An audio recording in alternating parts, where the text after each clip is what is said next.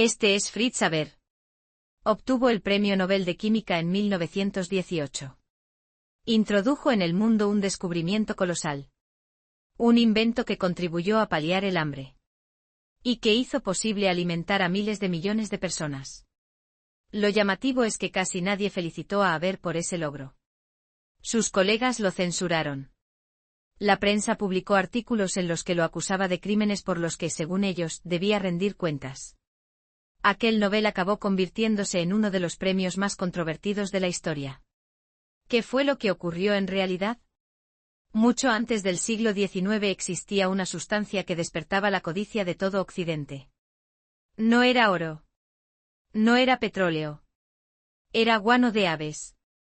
Un excremento rico en nitrógeno, fosfatos y potasio. El nitrógeno, en particular, es fundamental para el crecimiento y el desarrollo de las plantas. Por eso el guano se consideraba un fertilizante natural capaz de disparar la producción de alimentos. Mucho antes de que los europeos llegaran a América del Sur, los pueblos originarios ya llevaban siglos explotando este recurso. En 1609 un cronista dejó escrito que en el Perú de entonces no se utilizaba otro fertilizante que el guano de aves marinas. Había tal cantidad que, vistas desde lejos, las islas parecían montañas cubiertas de nieve blanca. Bajo el dominio de los gobernantes incas, a cada aldea se le asignaba una isla. Los habitantes se organizaban a partir de esa distribución para repartir el fertilizante en función de las necesidades de cada comunidad. Cualquiera que se atreviera a robar guano o a dañar a las aves durante la época de cría era condenado a muerte. Gracias a esa disciplina, el uso y la extracción del guano se mantuvieron dentro de unos límites sostenibles. Pero esa sostenibilidad no pudo resistir el empuje de los grandes imperios al otro lado del océano. En los primeros años de la expansión colonial, las potencias europeas apenas prestaron atención al guano. Estaban ocupadas con el oro, la plata, las especias y los metales preciosos. Todo cambió cuando un hombre llegó al Perú. Era geógrafo. Se llamaba Humboldt. Quedó hondamente impresionado por la fertilidad de los suelos enriquecidos con guano. En 1804 llevó muestras de guano a Europa. Las entregó a algunos de los mejores químicos del continente para que las analizaran. En aquel momento Europa atravesaba una crisis grave. Tras muchos años de cultivo intensivo, la tierra se había empobrecido. La población crecía con rapidez. El problema del suministro de alimentos era cada vez más apremiante. Se probaron todo tipo de fertilizantes, serrín, orina humana, cuernos de res molidos. Nada funcionaba de verdad en el campo. Entonces aparecieron las muestras que había traído Humboldt. El impacto fue enorme. El nitrógeno del guano regeneraba el suelo casi de inmediato. Las cosechas se disparaban. Era tan eficaz que algunos empezaron a temer que aquellas cosechas excepcionales agotaran los nutrientes que quedaban en la tierra. Pero ese temor pesaba poco frente al afán de beneficio de los capitalistas. En lugar de oro y plata, los imperios comenzaron a disputarse el control del guano. En apenas 15 años, Gran Bretaña importó más de 2 millones de toneladas de este fertilizante natural. Hacia 1850, el guano podía alcanzar un precio de $167 el kilo, mientras que el oro rondaba los $660 el kilo. 4 kilos de guano por 1 de oro. El valor era tan elevado que muchos comerciantes lo adulteraban con tierra, polvo de roca y serrín en descomposición para aumentar sus ganancias. Las costas de América del Sur, ricas en depósitos de guano, fueron explotadas sin miramientos. En 1865, España entró en guerra contra Perú, Chile, Ecuador y Bolivia. El objetivo de fondo era también el control de estos recursos. Estados Unidos se sumó a la carrera.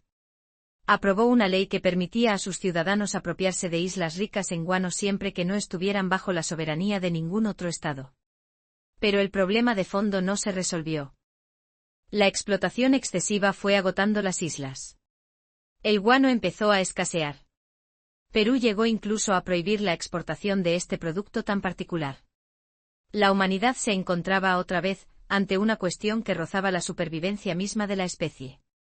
A finales del siglo XIX, Crookes, presidente de la Sociedad para el Progreso de la Ciencia en Gran Bretaña, lanzó una advertencia. Afirmó que su país, y todas las naciones civilizadas, corrían el riesgo de morir de hambre. No había alimentos suficientes. Los campos de trigo ya no podían soportar la presión de una demanda constante. Si no se encontraba una fuente de nitrógeno para regenerar los suelos, el hambre sería inevitable. En realidad, nitrógeno no faltaba. Abunda en la atmósfera. El 78% del aire es nitrógeno. El problema es que casi siempre se presenta en forma de moléculas N, con dos átomos unidos por un triple enlace extremadamente estable. Las plantas no pueden absorber ese nitrógeno directamente. Había que romper ese enlace. Había que forzar al nitrógeno a combinarse con otros elementos. Transformarlo en compuestos asimilables como el NH, el amoníaco. La fuerza de un enlace químico se mide por la energía necesaria para romperlo. Para separar dos átomos de cloro se necesitan unos 2,5 electronvoltios. Para el carbono, 3,8. Para el oxígeno, 5,1.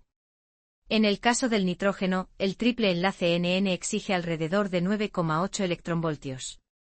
En la naturaleza, solo dos procesos son capaces de hacer eso. El primero son los rayos. Cada descarga libera una energía enorme, suficiente para desgarrar N en átomos individuales. Luego esos átomos se combinan con oxígeno y forman monóxido de nitrógeno, NO. Después, el NO se oxida en la atmósfera y se convierte en NO. Ese NO se disuelve en el agua de lluvia y cae al suelo.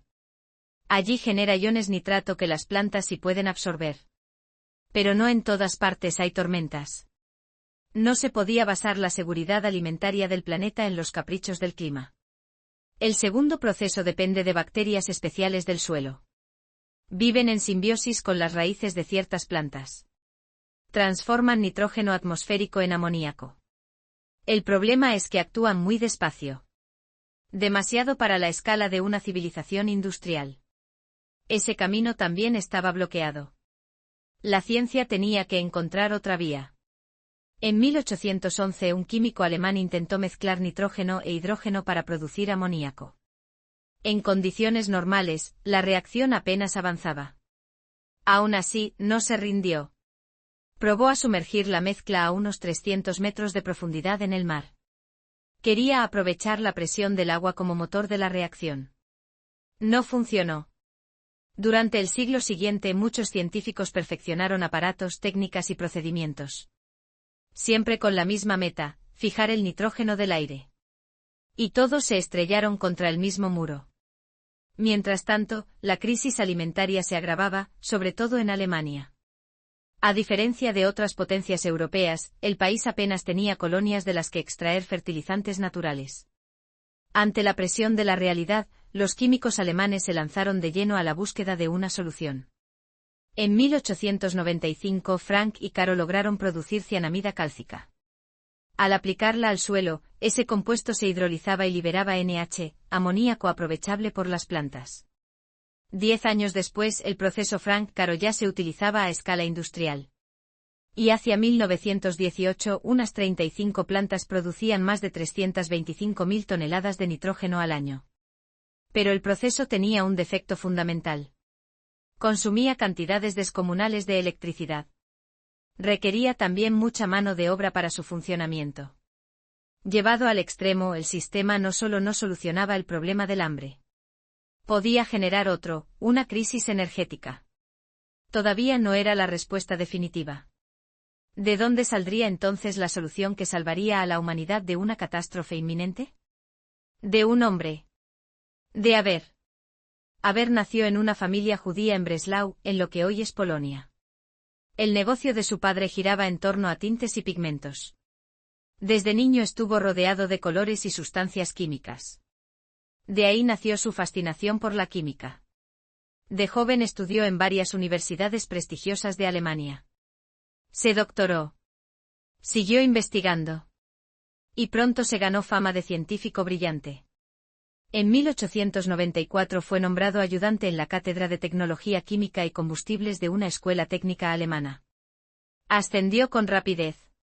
Acabó convirtiéndose en profesor titular. Su primer gran trabajo trató sobre la química física de la llama y de la combustión. Más adelante ese estudio serviría de base para entender los principios de la refinación del petróleo. En 1904 recibió una propuesta del Instituto de Química Industrial de Viena. Le pidieron que estudiara la síntesis de amoníaco a partir de nitrógeno e hidrógeno. En teoría, la reacción era viable. En la práctica, todos los intentos terminaban en fracaso. Un año después, en plena frustración, Haber se topó con un artículo publicado en 1884 por Ramsay. Ramsay había mezclado nitrógeno e hidrógeno y calentado la mezcla. La reacción tenía lugar, sí. Pero solo producía una cantidad ínfima de amoníaco. Después el proceso prácticamente se detenía. La mayor parte del nitrógeno y del hidrógeno iniciales seguía sin reaccionar. Era un equilibrio químico. Haber tuvo entonces una intuición. Si se lograba desplazar ese equilibrio, quizás se podría generar mucho más amoníaco. Se lanzó al trabajo con su equipo. Los datos revelaron algo importante. A 927 grados centígrados, la mezcla en equilibrio contenía apenas un 0,024% de amoníaco. A 1020 grados, la cifra bajaba al 0,012%. La conclusión era evidente. A menor temperatura se obtenía una proporción mayor de amoníaco. Pero eso habría un nuevo problema. A bajas temperaturas, la reacción transcurre muy despacio. Tan despacio que casi no se percibe. Para que el proceso resultara útil a escala industrial, hacían falta dos cosas. Recuperar los gases que no reaccionaban para reutilizarlos. Y encontrar un catalizador lo bastante eficaz como para acelerar la reacción a esas temperaturas. Las dos exigencias quedaban fuera del alcance de la tecnología disponible entonces. Mientras Haber se enfrentaba a esas limitaciones, Nernst, otro físico y químico muy conocido, trabajaba en su propio campo. Estaba formulando un nuevo principio termodinámico y necesitaba reacciones reales con las que poner a prueba su teoría. Leyó los artículos de Haber. Pensó que podían servirle como buen ejemplo experimental. Pero los resultados que Haber había publicado no coincidían con las predicciones de Nernst. Así que Nernst repitió los experimentos. Utilizó presiones de entre 30 y 75 atmósferas. Con los datos sobre la mesa, concluyó que Haber se había equivocado al medir y al interpretar los resultados. Años después, Coates recordaría que Haber vivió aquella crítica como un ataque directo a su honor. Haber no se dio por vencido. Regresó al laboratorio con sus colaboradores. Repitió todo el programa experimental. Esta vez elevó la presión hasta unas 30 atmósferas y más. Quería despejar cualquier duda sobre la precisión de sus medidas. En 1908 publicó un nuevo trabajo. Confirmaba que sus resultados anteriores eran correctos. Además, probó distintos catalizadores. Descubrió que ciertos preparados de uranio, osmio y hierro, tratados de manera específica, ofrecían el mejor rendimiento. Así nació una planta experimental a pequeña escala. Apenas producía unos cientos de mililitros de amoníaco líquido por hora. Pero consumía mucha menos energía que los procesos anteriores. En julio de 1909 Bosch, representante de la empresa química BASF, visitó la instalación de Haber. Comprendió al instante el potencial de aquel sistema. Bosch estaba convencido de que se podía escalar. El proceso se trasladó al centro de investigación de BASF en Ludwigshafen. Allí Bosch y su equipo se enfrentaron a los problemas propios de la gran industria. Acero capaz de soportar presiones enormes. Compresores. Sistemas de refrigeración. Control del catalizador a gran escala. Un año después, BASF registró la patente de un proceso de síntesis de amoníaco. El mundo lo conocería como proceso Haber-Bosch. La planta industrial trabajaba a unas 175 atmósferas y 550 grados centígrados, con catalizadores de osmio y uranio. En 1911 comenzó la construcción de una fábrica en Oppau, cerca de Ludwigshafen. En septiembre de 1913 empezó a funcionar. Pronto producía 7.000 toneladas de amoníaco al año. No tardó en levantarse otra gran planta en Leuna, en el centro de Alemania. Su capacidad inicial era de 33.000 toneladas anuales. Al final de la Primera Guerra Mundial ya rondaba las 146.000. El enigma que había inquietado al mundo entero quedaba resuelto. El prestigio de Haber se disparó. Fue nombrado director fundador del Instituto Kaiser Wilhelm de Física y Química en Berlín. En 1914, cuando la Academia Prusiana de las Ciencias proyectó crear un centro reservado a los investigadores más destacados, el nombre de Haber figuró como primera opción para dirigirlo. Los fertilizantes de síntesis permitieron multiplicar por 4 la producción de alimentos en la misma superficie de cultivo. Según algunas estimaciones, la tecnología Haber-Bosch ha hecho posible la supervivencia de miles de millones de personas. Pero si todo esto es cierto, ¿por qué aquel Nobel fue recibido con tanta hostilidad? La respuesta está en la guerra. En la Primera Guerra Mundial. En 1914 Haber firmó junto a otros 92 científicos, intelectuales y artistas alemanes un manifiesto conocido como el Llamamiento de los 93. El texto defendía abiertamente la guerra de Alemania contra Gran Bretaña, Francia y Rusia. Gracias a sus conocimientos, Haber contribuyó a desviar nitratos que antes se destinaban al campo hacia la fabricación de explosivos, como la nitroglicerina. Las plantas de amoníaco funcionaron sin descanso, día y noche. Los historiadores calculan que sin el proceso de Haber, el arsenal alemán se habría agotado en 2 años. Sobre el papel, la Convención de La Haya de 1899 prohibía el uso de proyectiles con sustancias químicas. En la práctica, desde el comienzo de la guerra, Alemania, Francia y Gran Bretaña habían experimentado con armas tóxicas. A finales de 1914, con el frente occidental en punto muerto, Haber propuso un nuevo tipo de ataque. Estaba convencido de que su país necesitaba un arma de destrucción masiva barata, capaz de romper la línea de trincheras. La respuesta, según él, era el gas. Al principio, varios generales rechazaron la idea. No creían que un gas pudiera matar a miles de soldados en cuestión de minutos. Haber replicó que sí era posible. Aseguró que cientos de miles de hombres podrían regresar a casa si la guerra terminaba antes. El pan del aire estaba a punto de convertirse en bomba del aire. A comienzos de 1915, el ejército creó 2 unidades especiales de guerra química. Bajo la dirección de Haber, los soldados aprendieron a manejar cilindros de cloro, fosgeno y gas mostaza. También recibieron formación en primeros auxilios frente a la exposición a estos gases. La tarde del 22 de abril de 1915, a las 6, las armas químicas de Haber debutaron en el frente. Las tropas alemanas abrieron más de 5.000 cilindros. Liberaron unas 168 toneladas de cloro. Una nube amarillenta de casi 2 kilómetros de ancho avanzó lentamente hacia las posiciones británicas, francesas y argelinas cerca de Ypres, en el oeste de Bélgica. El gas penetró en los pulmones de los soldados. Empezaron a toser de manera violenta. Se asfixiaban. Un soldado de intendencia canadiense estuvo a punto de morir. Empujaba un carro con sopa y pan hacia las trincheras cuando sintió que se le quemaba la garganta. Los ojos le escocían. La cabeza le retumbaba. Soltó el carro y salió corriendo hacia la base para dar la voz de alarma. Dijo: «No tengo ni idea de qué era eso. Solo sé que sentía los pulmones ardiendo y la garganta como si se desgarrara. Si me llego a quedar allí 1 o 2 minutos más, estoy seguro de que me habría muerto ahogado». Hacia las 8, cuando la nube se disipó, médicos y soldados entraron en la zona. Lo que encontraron fueron cuerpos por todas partes. Cadáveres grisáceos con la boca abierta y el rostro contraído por el dolor. Los árboles y la vegetación parecían calcinados. Los pájaros yacían en el suelo. De los casi 6.000 hombres que defendían aquel sector, sobrevivieron muy pocos. Más tarde, West, médico militar francés, escribiría en su diario: «Este fue el primer ataque con gas llevado a cabo por las fuerzas alemanas en la Gran Guerra. Las víctimas murieron por asfixia. Es una muerte invisible». Tras el éxito de Ypres, la confianza del gobierno alemán en Haber se multiplicó. Haber siguió al frente de un gran centro de investigación dedicado a gases tóxicos, máscaras antigás y agentes de desinfección.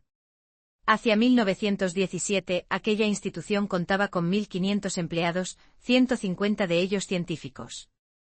Muchos la comparaban con una versión en miniatura de lo que años después sería el Proyecto Manhattan, pero centrado en armas químicas. En agosto de ese mismo año, el fosgeno volvió a utilizarse en el frente occidental.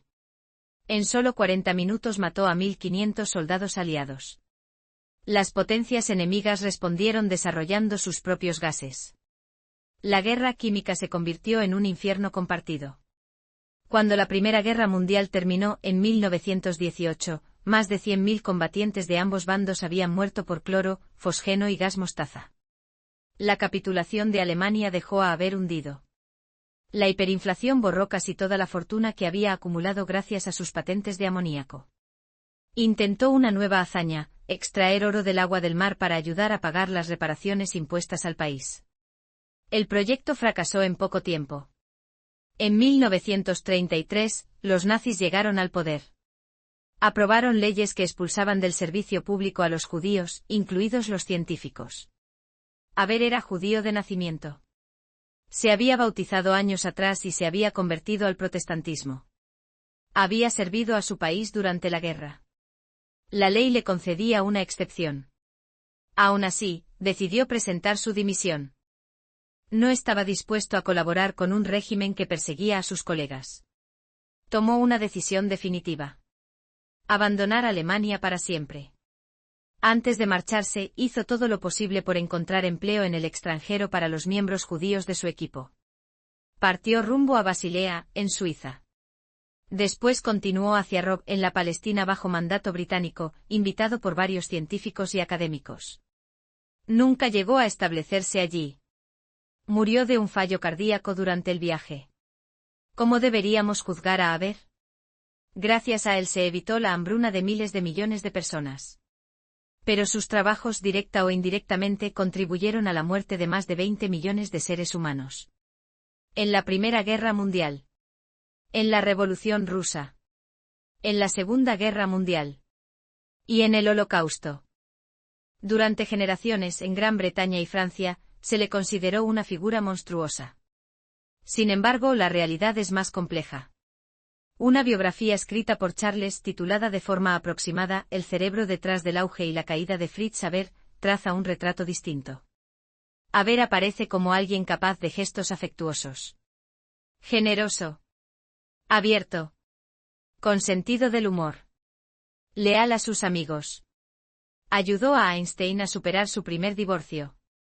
Fue amigo de Frank, que más tarde recibiría el Nobel. Y de Meitner, una de las grandes pioneras en el camino hacia la fisión nuclear.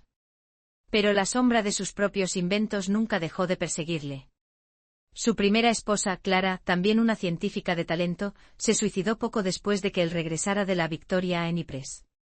El hijo de ambos, Germán, de 12 años, fue quien encontró a su madre agonizando. 31 años más tarde, Germán se quitó la vida tras la muerte de su esposa, enferma de leucemia. La hija mayor de Haber escogió el mismo final. Haber volvió a casarse. El segundo matrimonio también terminó en ruptura. Incluso algunos de sus descubrimientos aparentemente inocuos tuvieron consecuencias siniestras. Mientras investigaba gases tóxicos, desarrolló por casualidad un insecticida basado en cianuro de hidrógeno. 25 años después, ese mismo principio activo se comercializaría como Ciclón B. Fue el gas utilizado en las cámaras de exterminio en las que murieron millones de judíos. Entre las víctimas había descendientes de las hermanas de Haber. Su vida entera es una advertencia. Habla del precio terrible de la ambición ciega, del ego desmesurado y de un patriotismo deformado. La ciencia solo sirve realmente a la humanidad cuando la guían la responsabilidad y la compasión. Si no es así, cada avance tecnológico puede acabar convirtiéndose en un retroceso de la civilización.